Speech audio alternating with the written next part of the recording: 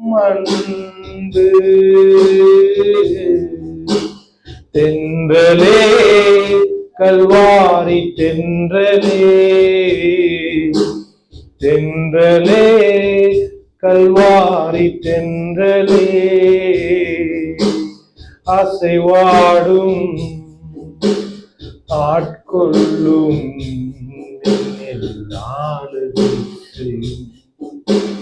அசைவாடு ஆட்கொள்ளும்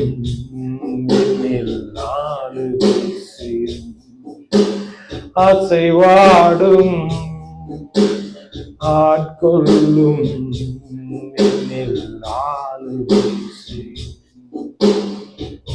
சமூகமே என் பாக்கியமே சமூகமே என் பாக்கியமே ஓடி வந்தே உம்மை நோக்கிட ஓடி வந்தே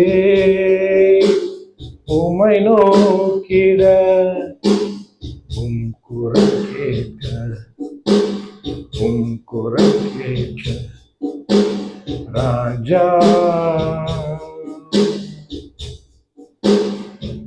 இயேசு ராஜா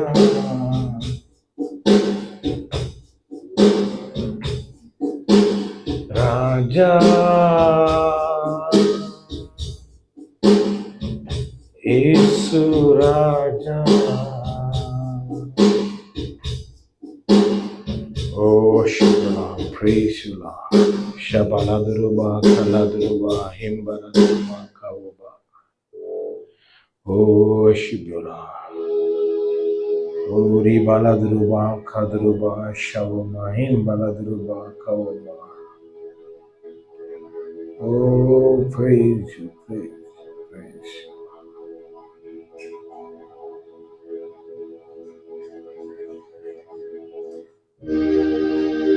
Praise you, Lord.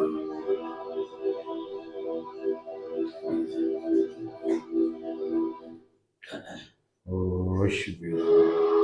Praise you, Jesus.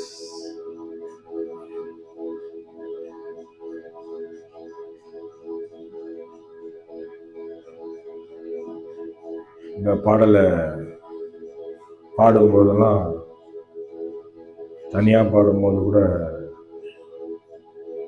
என் கண்ணில் தண்ணி கலவும். இன்னும் இந்த குட் ஃப்ரைடே அன்னைக்கு பாடினா இன்னும் எமோஷன் ஆகிடும். டாக்டர் கமலேஷன் ஒருத்தர் பெரிய பாஸ்டர், அவருக்கு வந்துன்னா ஒரு 85 வயசு. அவர் ரட்சிக்கப்பட்ட அந்த அனுபவத்தை சொல்லும் போதெல்லாம் அழுவார். அந்த ரட்சிப்புக்குள்ள வந்தது இயேசுவை ஏற்றுக்கொண்டார். அதை சொல்லும் போதெல்லாம் அழுவார். நான் 2 தடவை பார்த்துக்கிறேன் அவர் மெசேஜில் அழுவார். ஏன் அழுகுறாரு அப்படின்னு நான் யோசித்தது.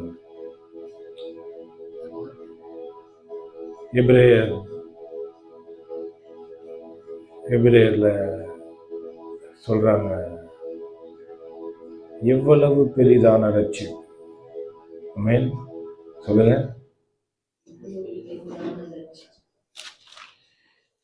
நல்லா சத்தமா இவ்வளவு பெருசாவா சொல்லுவீங்க?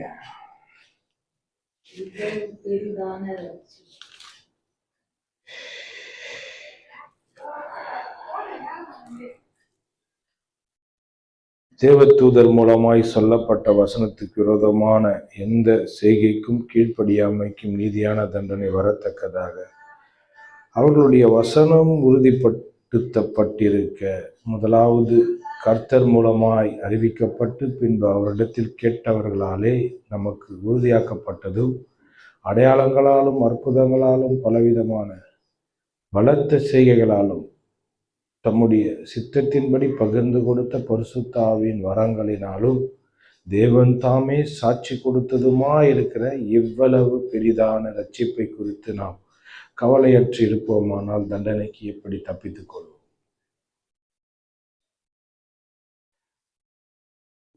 ரட்சிப்பு அது நித்தியத்துக்கு சம்மந்தப்பட்டது. நம்ம பெரும்பாலும் பாருங்க, கொஞ்சம் ரொம்ப ஜாக்கிரதையாக இருக்கணும் வாழ்க்கையில். என்னென்னா, ஐம்புலன்களால் நம்ம ஆளப்படுறதை நிறுத்தணும். இந்த பார்க்குற காரியங்கள், பார்த்து சிந்திக்கிறது, தேவனுக்குள்ள ஆவியானவருடைய உதவியை கொண்டு நம்ம என்ன பண்ணோம்னா, தேவன் என்ன நினைக்கிறாரு, தேவன் என்ன சிந்திக்கிறாரு, தேவனுடைய சித்தம் என்ன, அவருடைய உள்ளத்தின் ஆழத்தில் இருக்க அந்த நம்ம என்ன சிந்திக்கணும், நம்ம என்ன எண்ணணும், நம்ம என்ன யோசிக்கணும், என்ன நினைக்கணும் அப்படின்றத, தேவன் என்ன எதிர்பார்க்குறாரு அப்படின்றத வச்சு நம்ம என்ன பண்ணோம்னா வாழ்க்கையை வாழும். நம்ம நினைப்பு, மற்றவங்க நினைப்பு, இதெல்லாம் இருக்குது பாருங்க. அது எல்லாமே நம்ம நினைப்புன்னு வரும்போது இந்த சரீரத்துக்கு காரியங்களும் இந்த மனதில் இருக்கிற காரியங்களும் தான் இருக்கும். மனதளவில் உணர்ச்சி லவ், அந்த அன்புன்னு வருது பார்த்தீங்களா, அப்படிப்பட்ட காரியங்களாக இருக்கக்கூடாது. ஆவியில் போகணும். சொல்லுங்க, ஆவியில் போகணும். அதை தான் வேதம் சொல்லுகிறது, இருதயமாகிய ஆவி அப்படின்னு. இருதயம். நான் இன்னைக்கு நேற்று நம்ம சதீஷ் பிரதரை தான் பிரசங்கம் பண்ண கூப்பிட்டேன், இல்லை சுரேஷ் பாஸ்டர் தான் கூப்பிட்டேன். ஆனால் 2 பேரும் யாரா ஒருத்தர் பண்ணுங்க, நீ ஈஸ்டர் பண்ணி, இல்லை அவர் குட் ஃப்ரைடே பண்ணான், அவர் குட் ஃப்ரைடே பண்ணுறேன்னா நீ ஈஸ்டர் பண்ணு அப்படி சொல்லி. ஆனால் அவர் வர முடியல. ஆனால் ஒருத்தர் ஒன்று சொன்னார், நீ ப்ரிப்பேர் ஆகிரு, நான் பிரசங்கம் பண்ண வரேன், ஆனால் நீ ப்ரிப்பேர் ஆகிரு, ஏதோ ஒன்று ட்விஸ்ட்டு வைக்கிறான்பான்ட்டு. நான் என்ன பண்ணேன், ஆண்டவரே என்ன பேசணும் அப்படின்னும் போது எல்லாருமே பொதுவாக என்ன பேசுவாங்க அப்படின்னா, சிலுவையில் இயேசு அரைஞ்சதை பற்றி பேசுவாங்க. ஆனால் ஆண்டவர் புதுசாக பேச சொன்னார், நீ சிலுவையில் அறையப்பட்டதை பேசுன, நீ சிலுவையை அறைந்து கொண்டு இருக்கிறத பேசு அப்படி சொன்னார். அப்போ வசனம் அப்படின்னா வசனத்தின் மூலியமாக தான் சொன்னார். கலாத்தியர் 6ஆம் அதிகாரம்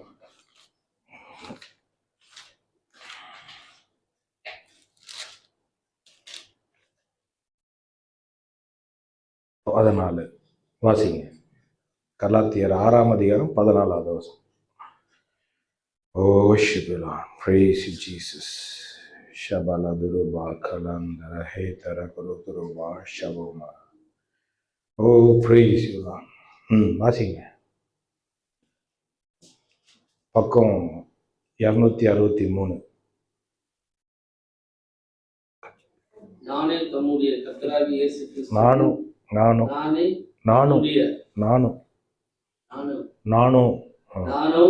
நம்முடைய கர்த்தராகிய இயேசு கிறிஸ்துவின் சிலுவையை குறித்தல்லாமல் வேறொன்றையும் குறித்து மேன்மை பாராட்டாதிருப்பதனால அவரால் உலகம் எனக்கு சிலுவை அறை கொண்டிருக்கிறது, நானும் உலகத்திற்கு சிலுவையில் அறை இருக்கிறேன். என்ன பண்றாரு, கன்க்ளூஷன் பேசுறாரு. எடுத்தவனே இயேசுவை பேசுறாரு. 1ஆம் அதிகாரத்தில் லாஸ்ட்டில் முடிக்கும் போதும் இயேசுவை கொடுத்து பேசி தான் முடிப்பார். இதுதான் ஒரு ஊழியக்காரனுக்கு இருக்கக்கூடிய ஒரு மேன்மை. சொல்றாரு, நானும் நம்முடைய கர்த்தராக இயேசு கிறிஸ்துவின் சிலுவையை குறித்து அல்லாமல் வேறொன்றையும் குறித்து மேன்மை பாராட்டாதிருப்பேனாக அப்படின்னு சொல்றாரு. இப்போ நான் சொல்லும் போது சிலுவையை பற்றி தான் எல்லாம் பேசுவாங்க குட் ஃப்ரைடே அன்னைக்கு. ஆனால் நம்ம சிலுவையில் அறையப்படுறத பேசுகிறீங்களே அப்படின்னு நினைக்கலாம். இப்போ ஆன்லைனில் பார்க்குறவங்க கூட அப்படி தான் நினைப்பாங்க. உண்மை என்னன்னா, இவரே சொல்கிறாரு. என்ன சொல்கிறாங்க, 2 பார்ட் இருக்குது இந்த வசனத்தில். ஒன்று, இயேசு கிறிஸ்து சிலுவையில் அறையப்பட்டதை குறித்தே மேன்மையை பாராட்டுவேன்னு சொல்லிட்டு, அதுக்கப்புறம் இன்னொரு மேன்மையை பற்றி பேசுகிறாரு. அவரால் உலகம் எனக்கு சிலுவையில் அறையுண்டு இருக்கிறது, நானும் உலகத்திற்கு சிலுவையில் அறையுண்டு இருக்கிறேன். ஓகே, புரியுதா? 2 பார்ட்டு, அதை 3 பார்ட்டாக பிரிக்கலாம். எப்படின்னா, இயேசு கிறிஸ்துவனுடைய சிலுவை, இந்த உலகத்தை நான் சிலுவையில் அறையிறேன், என்னையும் சேர்த்து சிலுவையில் அறையிறேன். ஆமென். இருக்கிறீங்களா 3 பேரும்? இயேசு கிறிஸ்து சிலுவையில் அறையப்பட்டது எல்லாருக்கும் தெரியும். நானும் இப்போ அழுதல்ல, இப்போ இந்த பாட்டு மூலியமா தான் நான் ரசிக்கப்பட்டேன். அன்பன் நான் பாடுறாரு, மாடி மேலே ஓலை போட்டால போய் உக்காந்தேன்னா முட்டி போட்டேன்னா தெரியாது. அங்கே போனேன், இந்த பாடல் பாடுறாங்க, கண்ணை மூடினேன், அப்படியே இயேசு சிலுவையில் அறையப்பட்டதை, பேஷன் ஆஃப் த கிரைஸ்ட் அதுக்கப்புறம் தான் வந்தது. ஆனால் அந்த பேஷன் ஆஃப் த கிரைஸ்டில் இருக்கிற மாதிரியே நான் பார்த்தேன். நம்ம ஃபஸ்ட்டெல்லாம் போடுவாங்க, கருணாமூர்த்தின்னு போடுவாங்க, தூர்தர்ஷனில் போடுவாங்க, சில டிவிங்களெல்லாம் போடுவாங்க, இயேசுடைய வாழ்க்கை வரலாறை போட்டு அதில் பாட்டு பாடும்போது இயேசு சிலுவையில் அறையப்படுறதுன்னு போவாங்க. அது அந்த அளவுக்கு பயங்கரமாக இருக்காது. ஆனால் பேஷன் ஆஃப் த கிரைஸ்ட் பயங்கரமாக இருக்கும். அவங்க சொல்கிறாங்க, அந்த படத்தை எடுத்தவங்க இதை விட மோசமாக என் ஜனங்க பண்ணியிருப்பாங்க அப்படின்னு சொல்கிறாங்க அந்த யூதரை. அதை பார்க்கும்போது உள்ளெல்லாம் கொலைகள்லாம் கடும். அதை பார்த்து நேற்று கூட கோபி ஒரு வீடியோ அமைச்சிருந்தார், அதை பார்த்தேன் பாருங்க. அதை பார்த்த உடனே அப்படியே ஒரு மாதிரி அப்படியே உடம்பெல்லாம் அப்படியே துடிக்குது. நான் வர்ஷிப்பில் கூட சொல்லலான்னு நினைச்சேன், இப்போ சொல்கிறேன் பாருங்க. நான் இந்த சரீரத்தை தொடுங்க. இந்த சரீரத்தில் கடவுள் மனுஷனாக வந்து அடிபட்டுக்கிறார்.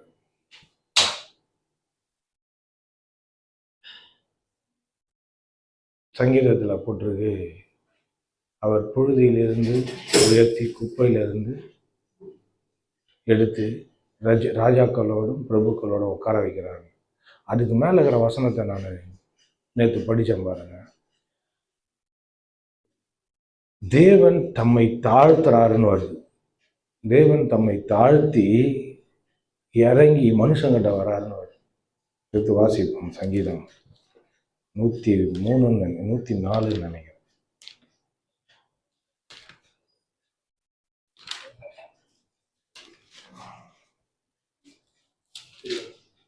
104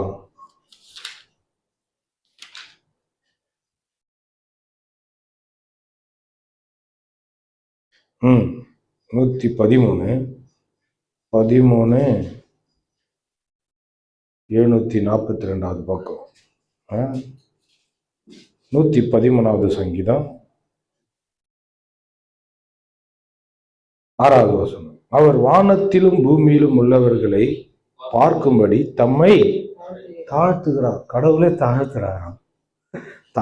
அதுக்கப்புறம் தான் சொல்றார், அவர் சிறியவனை புழுதியிலிருந்து தூக்கி விடுகிறார், எளியவனை குப்பையிலிருந்து உயர்த்துகிறார், அவனை பிரபுக்களோடும் தமது ஜனத்தின் அதிபதிகளோடும் உட்கார பண்ணுகிறார். இதுக்கு நம்ம இயேசு வந்து காலெல்லாம் கழுவினாரு, அதெல்லாம் நம்ம கேட்டிருக்கோம், படிச்சிருக்கிறோம், அது படத்துலலாம் பார்த்துருக்குறோம். இதில் வசனத்தை அப்படியே படிச்சுட்டே வரும்போது அவர் வந்து வானத்திலும் பூமியிலும் உள்ளவர்களை பார்க்கும்படி தம்மை தாழ்த்துகிறாருன்னா என்ன அர்த்தம்னா, பாவத்தில் இருக்கிற தனக்கும் தேவனுக்கும் நம்மளுக்கும் சம்பந்தமே கிடையாது. அவர் பரிசுத்தம் உள்ள தேவன், அவர் வந்து பாவத்தை பார்க்க மாட்டாத சுத்தக்காரன். அவர் தன்னை தாழ்த்துறாரு அப்படின்னா அதுல ஏகப்பட்ட ரகசியம் அடங்கி. மனுஷனை தொடர்றதுக்கு, மனுஷங்கிட்ட வந்து நெருங்கிறதுக்கு, மனுஷனோட உறவாடுறதுக்கு, மனுஷனை தனக்காக ஆதாயப்படுத்தி கொள்றதுக்கு தன்னை தாழ்த்துறார் தேவன். அதுதான் சிலுவை. சரி, ஓகே. இதுல 3 பகுதிகள் இருக்குது, 3 பார்ட். என்ன சொல்றாரு, நானும் நம்முடைய கர்த்தராக இயேசு கிறிஸ்துவின் சிலுவையை குறித்து அல்லாமல் வேறொன்றை குறித்து மேன்மை பாராட்டா திருப்பனாக, அவரால் உலகம் எனக்கு சிலுவையில் ஆரம்பிருக்கிறது, நானும் இந்த உலகத்துக்கு சிலுவையில் ஆரம்பிருக்கேன். ஆமென். 3 கை இருந்தா நல்லா இருக்கும். ஒரு கை இயேசு கிறிஸ்து சிலுவை, இன்னொரு கை உலகத்துல சிலுவை, இன்னொன்னு நான் சிலுவையில் அறையப்படும். ஆமென்.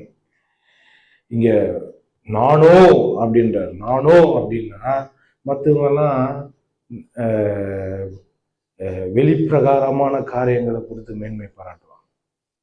நான் இதை வாங்கிட்டேன், அதை வாங்கிட்டேன், எனக்கு இது இருக்குது, அது இருக்குது, எனக்கு படிப்பு இருக்குது, எனக்கு அந்தஸ்து இருக்குது, எனக்கு பதவி இருக்குது, எங்கள் குடும்பம் பேக்ரவுண்ட் இந்த மாதிரி, நாங்கள் இந்த ஜாதி அந்த ஜாதி, நாங்கள் அப்படிப்பட்ட பின்னணி இப்படிப்பட்ட பின்னணி, நான் இதெல்லாம் சாதிச்சிருக்கிறேன், நான் அப்படி பூஸ்ட் பண்ணுவாங்க. அதை பூஸ்ட் பண்ணாதான் ஜனங்க மரியாதை கொடுப்பாங்க. இந்த ஜனங்களும் அப்படிப்பட்ட ஜனங்க சொல்றதில்ல. இந்த உலகம் இந்த உலகத்துக்கு நீதி நியாயத்துக்கெல்லாம் இந்த உலகம் கிடையாது, பொய்க்கு தான் இந்த உலகம். உண்மைக்கு இந்த உலகம் இல்லைன்றாங்க, அது உண்மைதான் ஒரு பக்கம். ஆனால் இன்னொரு பக்கம் இருக்குது. என்னன்னா, உண்மையை தேடக்கூடிய பொய்யர்கள் இருக்கிறாங்க. மாயத்துல சிக்கின்னு இருக்கிற ஆட்கள், உண்மையா இருக்கிற ஆட்கள் மேல ஒரு மரியாதை இருக்கும், ஒரு அவங்க மேல ஒரு ஈர்ப்பு இருக்கும், வசீகரம் இருக்கும். என்னால இருக்க முடியல அந்த ஏக்கம். ஓகே, இங்க சொல்றாரு நானும் அப்படின்னா, மற்ற நீ எதனா உன்னை மேன்மை பாராட்டினது, பெருமையா பேசினது, உன்னை பூஸ்ட் பண்ணிக்கோ, உன்னை உயர்த்திக்கோ, எதனா பண்ணிக்கோ. ஆனா நான், பவுல் சொல்றாரு, ஆனா நான் இயேசு கிறிஸ்துவின் சிலுவையை குறித்தே அல்லாமல் வேறொன்றை குறித்து மேன்மை பாராட்டாதிருப்பேனாக. ஏன்னா அவரால் இந்த உலகம் எனக்கு சிலுவையில் அறை கொண்டிருக்கிறது, நானும் இந்த உலகத்துக்கு சிலுவையில் அறை கொண்டிருக்கிறேன். இது பார்க்கறதுக்கு இந்த வசனம் சாதாரணமா தெரியும். முழு வாழ்க்கையும் அர்ப்பணிச்சு ஆண்டவருக்காக வாழும் போது இந்த வசனம் ஒவ்வொரு செகண்டும் நம்மளுக்கு வேலை செய்யற வசனம். இது சும்மா அப்படி படிச்சுட்டு போயிடலாம். நானும் நம்முடைய கர்த்தராகிய இயேசு கிறிஸ்து சிலுவை குறித்து அல்லாமல் வேறொன்றையும் குறித்து மேன்மை பாராட்டாது இருப்பேனாக. அவரால் எனக்கு உலகம் சிலுவையில் அறை இருக்குது, நானும் இந்த உலகத்தை சிலுவையில் அறைன்றதுன்னு சொல்லிட்டு போயினே இருக்கணும், ஈஸியா படிச்சுட்டு போயினே இருக்கும். ஆனா இந்த வசனம் ஒவ்வொரு நாளும் ஒரு கிறிஸ்தவன் ரோஜா படுக்கல முள்ளு படுது, உண்மையா ஆண்டவருக்கு அர்ப்பணிச்சு ஆண்டவருக்காக அநேக காரியங்களை செய்யணும் அப்படின்னு துடிக்கிற ஆளு இந்த பாதையில கண்டிப்பா போயே ஆகணும். இது கட்டாயம். இந்த வசனம் வாழ்க்கையில அனுதினமும் வேலை செஞ்சுன்னு. ஏன்னா ஃபர்ஸ்ட் பாட்டு நம்மளுக்கு ஓரளவுக்கு தெரியும், என்னன்னா இயேசு சிலுவையில் அறையப்பட்டது. ஓகே, 2வது பாட்டு சொல்றாரு, இந்த உலகத்தை நான் என்ன பண்ணேன், சிலுவையில் அறைஞ்சிட்டேன். இந்த உலகம் என்ன தெரியுமா? இந்த உலகத்துல இருக்கக்கூடிய ஆட்கள். விஜய் டிவில இருந்து தொடங்கலாமா? அதான் ஃபேமஸா இருக்கு. என்ன பிக் பாஸ் என்ன, சூப்பர் சிங்கர் என்ன, எதனா ஒரு அவார்ட் ஃபங்க்ஷன் என்ன, எதனா ஒரு என்னது எதனா பண்ணுவாங்களே, ஏதோ பண்ணிங்கன்னு அப்படியே எது அந்த டிஆர்பியா ஏதோ ஒரு இதுல எது ஃபர்ஸ்ட்ல இருக்குதுன்னு பார்த்தா விஜய் டிவி தான் இருக்குது. சன் டிவியெல்லாம் ஓரமாக போயிடுச்சு. ஆனால் முதல்ல வச்சுன்னு இருக்கோம், பணத்தினால வச்சுன்னு இருக்கோம். ஓகே, எல்லா ஜனங்களும், அதுக்காக சொல்றேன், எல்லா ஜனங்களும் எதுல போக்கஸா இருக்கிறாங்க? டக டக டக டக விஜய் டிவி எல்லாம். இப்ப ஐபிஎல் ஐபிஎல் போவாங்க. ஏன் என்ன அப்படின்னா, இவங்களுக்கு ஒரு என்டர்டெயின்மெண்ட் தேவை, இவங்களுடைய பொழுதுபோக்கு போகணும், வாழ்க்கை நவுறணும். சொல்லுங்க, நவுந்துன்னு போகணும் வாழ்க்கை. இப்படி இதெல்லாம் இருந்தா தான் வாழ்க்கை நவுறும் அவங்களுக்கு. நான் அமெரிக்கா, அதனாலதான் பவுல் சொல்றாரு, ஜனங்களை நம்ம பார்க்கும்போது இவங்கெல்லாம் அற்புதத்தை பார்த்தா தான் ஓடியாரும். நான் நினைச்சேன்னா, ஆண்டவர் நம்ம சர்ச்சை காலியாகுது, நீ சரியா வேலை செய்யலாதனால காலியாகுது. சிரிக்கிறாரு, நான் கூட முதல்ல வரல இல்லைங்க.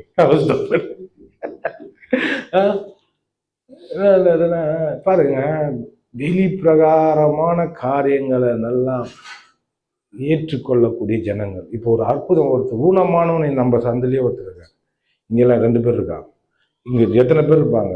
வியாதியிலையும் மோசமான இதுலையும் ஒரு அற்புதம் ஒன்று நடக்கட்டவங்க எல்லாம் நிரம்பிடும். சந்து ஃபுல்லாக சேர் போட்டுடலாம். நம்ம இந்த சந்து சிலுவை மாதிரி போட்டுடலாம், அந்த சந்து இந்த சந்தெல்லாம் போட்டு பயங்கரமா வந்து நடந்துக்குது. ஓரமா போத போமா எப்படி அப்படின்னு என்னன்னா அற்புதம் நடந்துச்சு, ஆண்டவர் பாரு, ஆண்டவர் உண்மையா இங்கே தாங்கிறாரு அப்படின்னு. ஓகே, எதை பார்த்து வந்த நீ? ஐம்புலன்களால பார்த்து என்ன பண்ணிட்டேன் வந்துட்டேன். அது எவ்வளோ நாளைக்கு நிற்கும்? ஏன்னா தேவன் வந்து ஒரு அற்புதத்தை செஞ்சு இதெல்லாம் விடுங்க, செங்கடலில் பலாக்குன்னு பிறந்துட்டாரு. அவங்க என்ன நாங்க தெரியுமா? வனாந்தத்திலே செத்தாங்க. தினைக்கும் மேகஸ்தம்பம், அக்னி ஸ்தம்பம், நைட்ல அக்னி ஸ்தம்பம், பகல்ல மேகஸ்தம்பம் நிழலு, நைட்ல டிம் லைட், ஏதோ இந்த மாதிரி 0 வாட்ஸ் பல்பு மாதிரி ஆண்டவர் என்ன பண்ணிக்கிறார். கொஞ்சமாவது எதனா கண்டுபிடிக்கணும், வீட்டில் எதனா எடுக்கணும்னா டிம் பல்பில் போட்டால் தான் ஓரளவுக்கு தெரியல. அந்த மாதிரி டிம் பல்பில் நைட்டில் ட்ராவல். இந்த மாதிரி அற்புதத்தெல்லாம் பார்த்தாங்க. காடை வருது, வானத்துலேருந்து மண்ணா வருது வனாந்தரத்தில், கண்மலையை பொழந்தான் தண்ணி, எத்தனையோ அற்புதங்கள். எல்லாத்தையும் பார்த்துட்டு ஆண்டவரோட உறவுல இல்லை, ஆண்டவர் உண்மையா இல்லை. அதனால தான் சொல்றாரு, அற்புதம்லாம் நான் செஞ்சிருவேன், ஆனா இது உண்மையா இருக்காது, நான் என்ன பண்றது?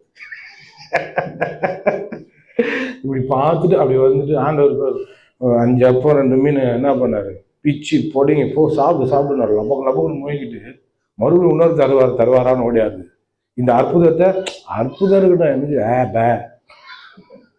எனக்கு சாப்பாடு இன்னும் உணர்வு இல்லாதவர்களுமாய் அப்படி இருக்குதுல்ல, வெளி பிரகாரமா பார்த்துட்டு வெளிப்பிரகாரமான. அதனால தான் பாருங்க ரொம்ப ஜாக்கிரதையா இருக்கும். என் ஃப்ரெண்டுகிட்ட ஒருத்தர்கிட்ட சொல்லுது, இந்த 5 புலன்கள்ல நம்ம ஊழியக்கார 5 புலன்கள் மேல ரொம்ப ஜாக்கிரதையா இருக்கும். 5 புலன்னா என்னது சொல்லுங்க பார்க்கலாம். உங்ககிட்ட போய் பேசுறேன் பாருங்க. அப்புறம் 4 வந்துச்சு இந்த இடத்துலயே. நாக்கு ருசிக்கிறது, மூக்கு முகருது, கண்ணு பார்க்கறது, காது கேட்கறது, நச்சக்கரைக்கு இல்லைங்க உணர்வு. இந்த 5 புலன்கள்ல ஜாக்கிரதையாக. இந்த 5 புலன்கள் எப்படி வேலை செய்யுது தெரியுமா?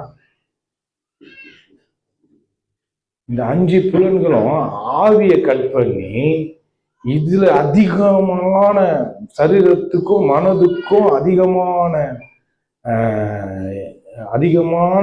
என்ன சொல்லலாம், இடத்தை கொடுத்து சந்தோஷத்தை கொடுக்குது, ஆனந்தத்தை கொடுக்குது, மகிழ்ச்சியை கொடுக்குது, அதுல எல்லா இன்பமான காரியங்களையும் கொடுத்து அதுல நிக்க வச்சிருது.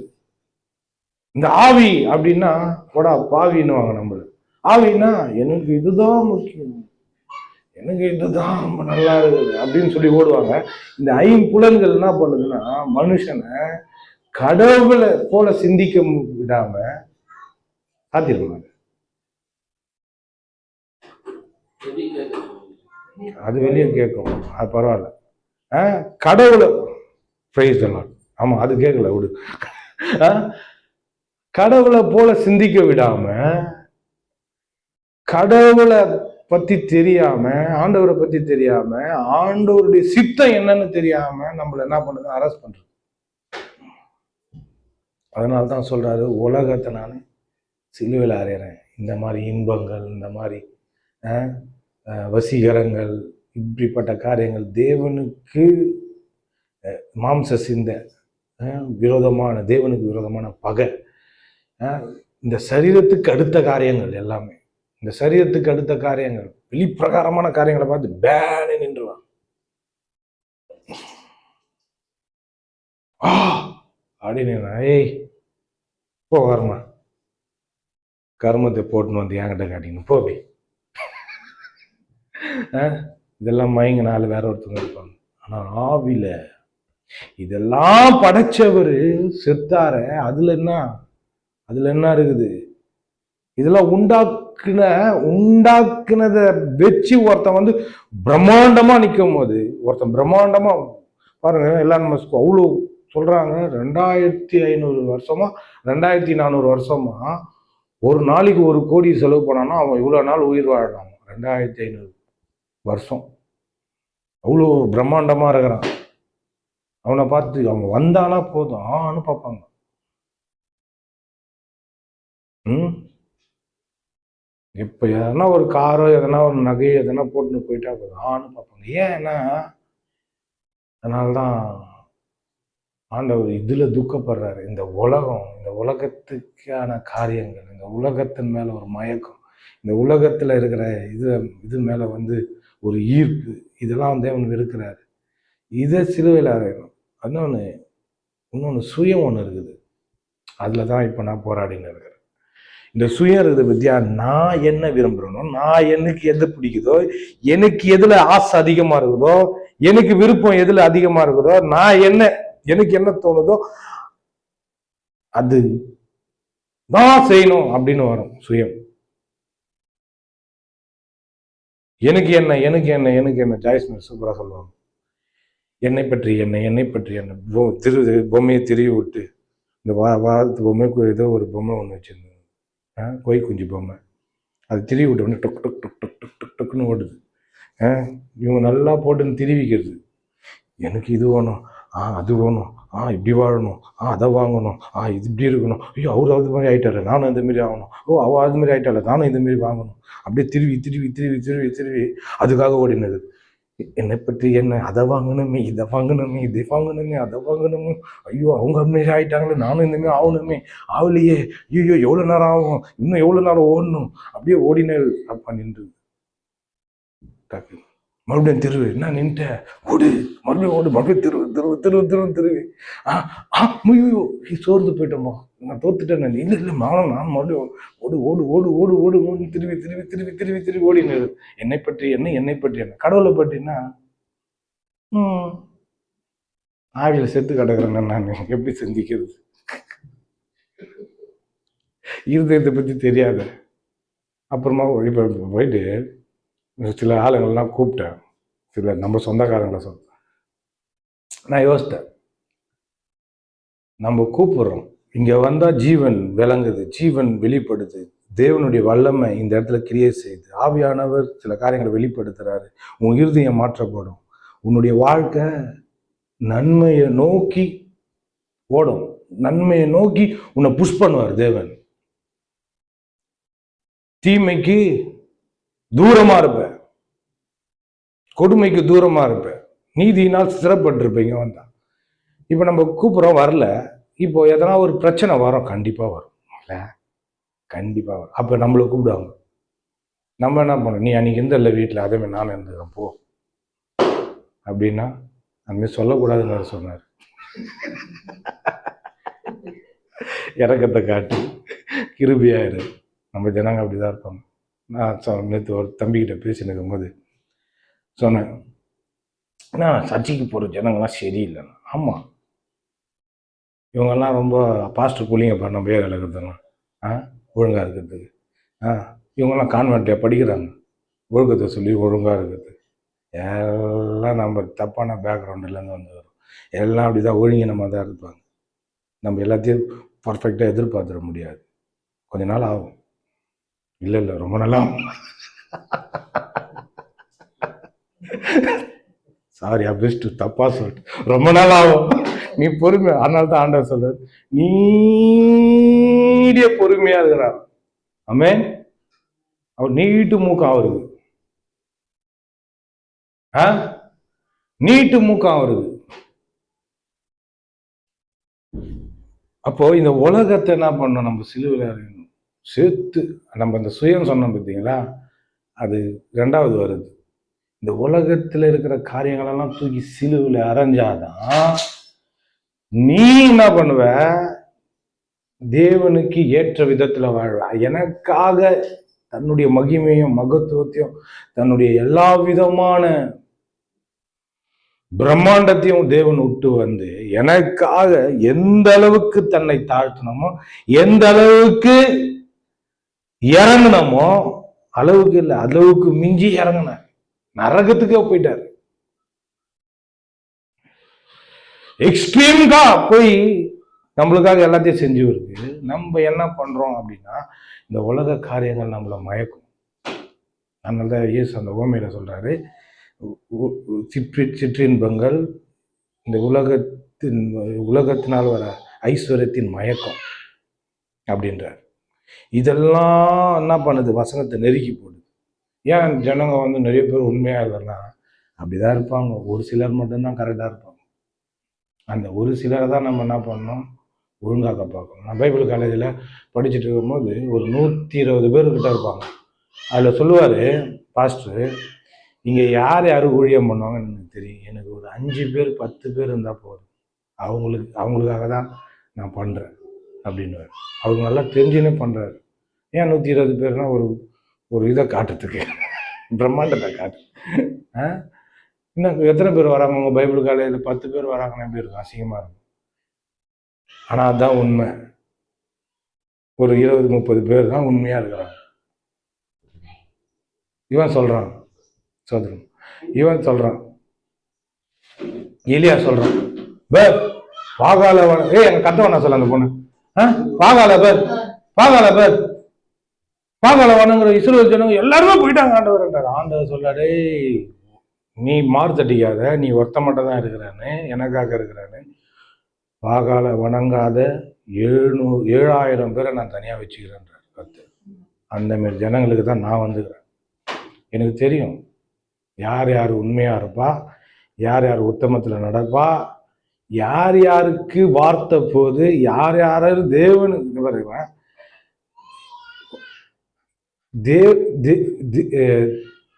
தேவைகளுக்காக தேவனை தேடுறவங்க இருக்கிறாங்க. தேவனுடைய தேவையை பூர்த்தி செய்கிற ஜனங்களும் இந்த பூமியில் இருக்கிறாங்க. நிறைய பேர் என்ன பண்ணுறாங்கன்னா, தங்களுக்கு என்ன வேணும் வருவாங்க. ஆண்டவர் கிருபையா என்ன பண்றாரு? அவங்களுடைய தேவைகள் கண்டிப்பாக சந்திப்பார். பாருங்க, துரோகிகளுக்கும் வரங்களை தராருன்னு பைபிள்ல இருக்கு. துரோகிங்களாம் அவங்களுக்கும் வரங்களை பகிர்ந்து கொடுக்குறாராம். இதுல என்ன பிரச்சனைனா, ஏன் ஆண்டவர் இப்படி தரேன்னு நம்ம கேட்டா, நான் தயாளம் உள்ளவர், நான் இரக்கத்தில் ஐஸ்வர்ய சம்பன்னர், நான் கிருபை மிகுந்தவர்ன்றார் கர்த்தர். என்ன ஆண்டவர் எனக்கு ஒரு மாதிரி இது, இவங்க கூட போய் சேர்ந்து போட்டி போட்டு உங்களை கூட இதுல நடத்தினோம்னா, இந்த மாதிரி கொஞ்சம் ஜனங்க தானே இருக்குது அப்படின்னா, அதெல்லாம் பார்க்காத. அந்த கொஞ்சத்துக்கு தான் என்ன பண்றது? இந்த கொஞ்சத்தை வச்சு ரொம்ப பெருக்கத்தை ஏற்படுத்துது. அந்த பெருக்கமான ஜனங்கள் இருக்காங்கல்ல, தேவன் நல்லோர் மேலும் தீயோர் மேலும் தன் மழையை பெய்ய பண்றார். நீதி உள்ளவருக்கு மேலும் அநீதி உள்ளவர் மேலும் சூரியனை உதிக்க பண்றார். ஆமென். அவர் பொதுவான கிருபை என்ன பண்றாரு? காட்டினே இருக்கிறார். ஆமென். அது எனக்கு அதுதான் ஆச்சரியமா இருக்குது. பாருங்க, நல்லா தெரியும் இவங்க துரோகின்னு, ஆனா தேவன் அங்க நன்மை செய்யறாரு. எனக்கு இதுதான் என்ன சிலுவையில் அறியுது. எனக்கால முடியல. ஒருத்தர் ஒரு 4 நாள் முன்னாடி இந்த உலகத்துக்கு நான் சிலுவையில் அறையப்படுறத சொல்றேன். இந்த உலகம் எனக்கு சிலுவையில் அறையப்பட்டிருக்கு, நான் அதை பேசின்னு இருக்கிறேன். நான் உலகத்துக்கு சிலுவையில் அறையப்பட்டிருக்கிறத 2வது பேசுறேன். என்ன பண்ண, பெரியமேட்டில் கொலை பண்ணுவோம் போல இருக்குது பசங்க. கொலை பண்ணுவோம் ஒருத்தன். இதில் என்ன பண்ண, கூப்பிட்டானுங்கன்னு சொன்னேன். போனால் ராபிடோவில் புக் பண்ணானுங்க. போனேன், பார்த்தா எல்லாம் ஐட்டங்கார பசங்க. ஏற்றுனேன். என்ன அவர் எதிர்க்க வந்து சொல்றாரு, என்ன அவன் 100 ரூபாய் எக்ஸ்ட்ரா கேட்குறான் அப்படின்றார் அவர். கண்ணாடி பின்னாடி சொல்கிறான், எனக்கு நல்லா கேட்குது, சத்தமாக பேசுகிறான். கண்ணாடி நைட்டு ஒரு மணியும் எப்படி இருக்கும். இன்னும் சரக்கு அடிக்கிறதுக்கு இதுக்கு போகிறானுங்க, கேபி பார்க்கு போகிறானுங்க. பிளாக்ல வாங்கிட்டு வந்து என்ன காருல சேஃப்டி அவங்களுக்கு. நான் தடினான்றானுங்க வரும்போது. நான் தடிக்கிட்டு நிறுத்தாத போய் நேர்னா. ஏன்னா வாண்டட் கேஸுங்க எல்லாமே. ஒருத்தர் மட்டும் தான் பயங்கரமானவர். நான் ஒரு தடி ஒன்று வச்சுக்கிறேன், ஸ்டீல் தடி. ஏன்னா ஒரு இதுக்கு அவசரத்துக்கு யோஸ் ஆகும்னு சொல்லி வச்சுக்கிறேன். அது சொல்லக்கூடாது, டெலீட் பண்ணுறேன், சும்மா சொன்னேன். என்ன பண்ண, பார்த்தா போயிட்டு வர்றதுக்கு தம்பி ஒரு 50 ரூபாய் எக்ஸ்ட்ரா கொடு அப்படின்னு. 100 ரூபாவும் எவ்வளோ கேட்டேன், நைட் டைமு விடணும் அப்படின்னு. நான் 50 ரூபா வாங்கிக்கண்ணா, நான் 250 ரூபா கொடுப்பேன் அப்படின்னு. போயிட்டு பக்கத்தில் தான், அதுக்கு வந்து 150 ரூபா 100 ரூபா கூட ஆகாது, பக்கத்தில் தான், 1 கிலோமீட்டர் தான். போயிட்டு இப்படி எடுத்துன்னு வந்து விட்டேன். ஆனால் அவனுக்கு தண்ணி பாட்டில் இதை கேட்டானுங்கன்னு சொல்லிட்டு அப்படி வெப்பேரிக்கா போய் அப்படி சுற்றி நான் வந்து விட்டுட்டேன். நல்லா கேளுங்க, 2 இடத்துல போலீஸ் வண்டி நின்றுது, 2 இடத்துலையும் மர்சலானானுங்க. சரி எடுத்துன்னு வந்து விட்டுட்டு 200 கொடுத்தான். நம்மளுக்கே கதை கதை. நான் எவ்வளோண்ணா நான் சொன்னேன், அதுக்கு முன்னாடி ஆண்டவர் பற்றி தான் சொல்லிட்டேன் அவனுக்கு. ஏறுனா பத்தியா தம்பி, நிறைய ரவுடிங்கெல்லாம் வச்சுக்க போகிறாங்க. என்ன நிறைய பேர் இந்த வாழ்க்கை பிடிக்கல, ஒருத்தங்களுக்கு வாழ்வா சாவான்னு இருக்கிற நிலமை. போலீஸ்கிட்டையும் தொல்லை, மனசுக்குள்ளவும் தொல்லை, பயம். இன்னொன்று, குடும்பத்துலேயும் சமாதானம் இல்லை, சொந்த வாழ்க்கையிலேயே நிம்மதி இல்லை. இப்படிப்பட்ட சூழ்நிலாம் இருக்குது. என்கிட்ட எனக்கு எத்தனை கேஸ் இருக்குது தெரியுமா அப்படின்னு. 11 கேஸ் இருக்குது. இன்னொரு கேஸ் அட்டன் பண்ணோன்னா என்ன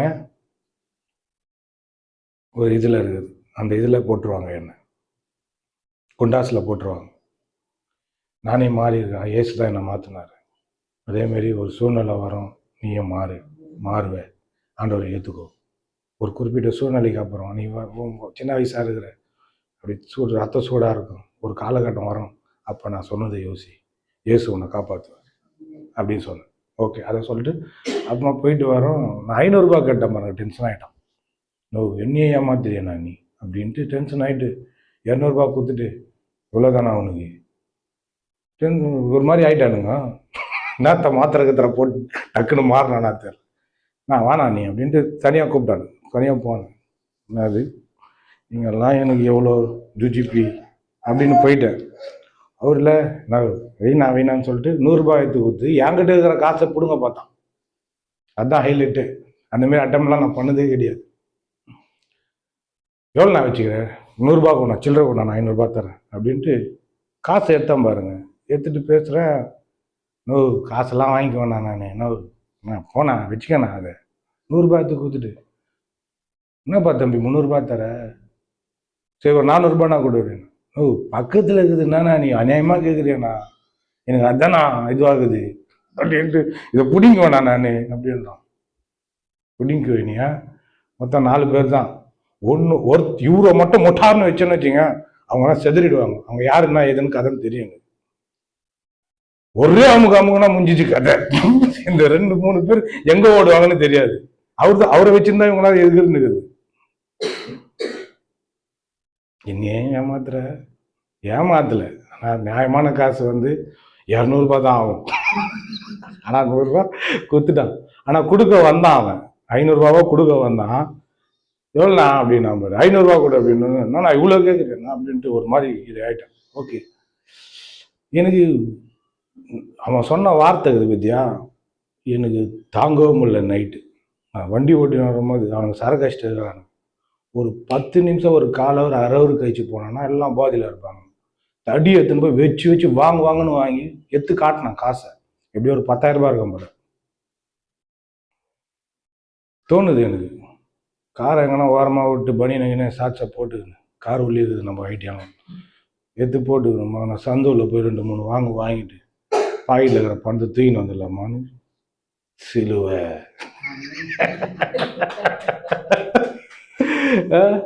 நானும் இந்த உலகத்துக்கு சிலுவையில், இந்த உலகம் எனக்கு சிலுவையில் அறை கொண்டு இருக்கிறது.